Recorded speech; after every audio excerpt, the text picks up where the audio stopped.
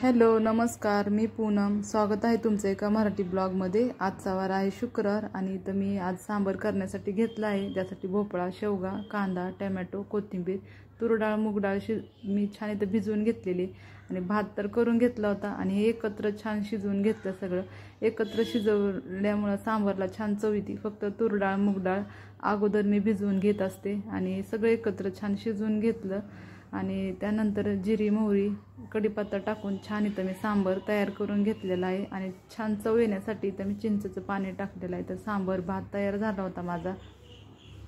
तर आजच्या जेवणामध्ये मी आळूचे भजे पण करणार होते. तर साधं सिंपल असं जेवण होतं, सांबार भात आणि आळूचे भजे.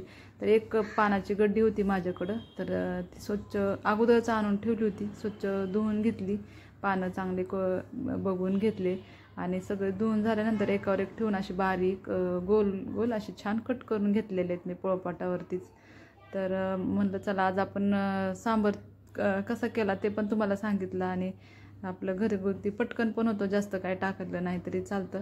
आणि सांबार मसाला, चटणी हे टाकून छान मी तर सांबार पण करून घेतला. आणि आळूचे भजे करण्यासाठी बेसन मी पॅकेटमधलंच घेतलेलं आहे आणि अंदाज तर आलेलाच असतो पानं किती, त्यानुसारच मी तर बेसन पण घेतलेलं आहे. तर बेसन कधी पण चाळूनच घेत असते.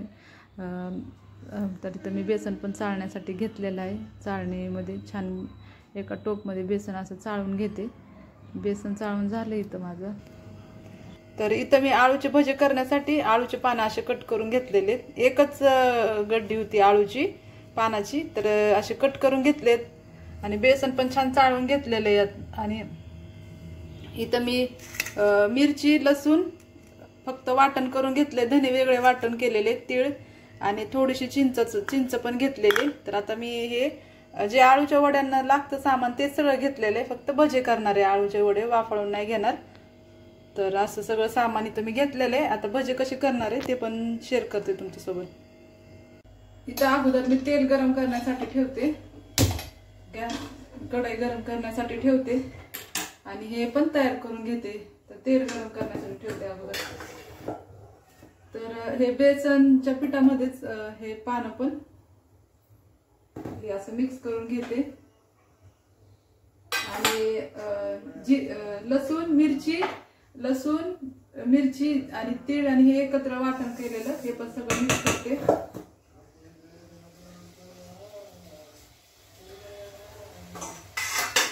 आणि चिंचाचं पाणी हे पण आहे ना, असं एकत्र मिक्स करून घेते.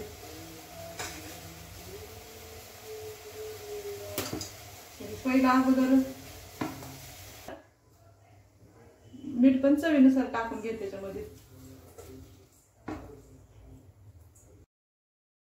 त्यानंतर इथं मी अगोदर तेल पण गरम करण्यासाठी ठेवलं आहे. तर तेलचं पॅकेट मधूनच तेल संपलं होतं कॅटलीमध्ये, त्यामुळे तेलचं पॅकेटमधून तेल इथं गरम करण्यासाठी ठेवलेलं आहे आणि थोडीशी हळद पण टाकून घेतलेली आहे. आणि आपल्याला पाणी काय जास्त लागणार नाही, कारण मी अगोदर सगळं छान मिक्स करून घेणार आहे असं. आणि नंतर थोडंसं आपलं पाणी टाकून पीठ असं छान भिजवून घेणार आहे. तर इथं बेसन सगळं एकत्र छान अगोदर मिक्स केलं आणि थोडंसं पहिलं पाणी टाकलेलं आहे. तर आळूच्या भज्यांमध्ये धने मी पावडर न टाकता असे थोडेसे वाटून टाकले, तर छान चव येते. धन्यामुळे पण अशी पावडरपेक्षा धने टाकले की आणखी छान चव येते भज्यांना. त्यामुळे मी कधी पण भजे धने थोडेसे आपले वाटून मिक्सरमध्ये टाकत असते भजे करताना. तर इथं माझं छान असं पीठ पण तयार करून झालं होतं भज्यांसाठी आणि तेल पण छान तापलं होतं. तर भजे इथं मी असे हातानेच करून घेतलेले आहे, चमच्याने वगैरे काही केलेले नाही. तर हातानेच असे भजे सोडून घेतलेले आहेत, कारण पानं लांब लांब असे कट करून घेतले होते, त्यामुळं चमच्याने व्यवस्थित नसते हे करता आले. आणि असे भजे केल्यामुळं छान क्रिस्पी पण झाले होते. तर सगळे भजे इथं मी आता करून घेणार आहे. तर तेल पण तापलं होतं. तर पहिले तर भजे असे हे टाकलेले आहेत, तर छान असे तेलामध्ये कलर चेंज होईपर्यंत चांगला असं तळून घ्यायची छान.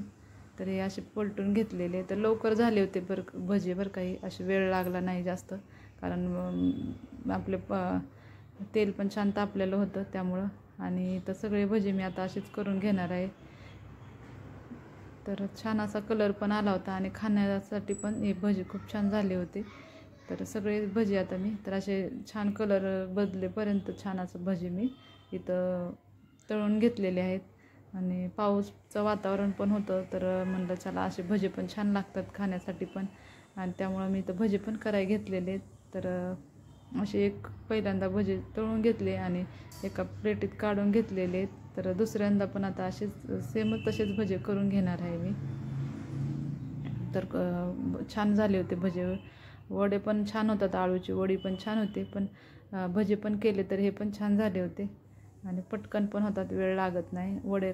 आळूच्या वड्या करायला थोडासा वेळ लागतो, भजी करायला वेळ लागत नाही, पटकन होतात आणि चविष्ट पण छान लागतात आणि क्रिस्पी पण छान झाले होते. असे तांदळाचं पीठ पण नव्हतं वापरलं तरी पण असे भजी छान क्रिस्पी झाले होते.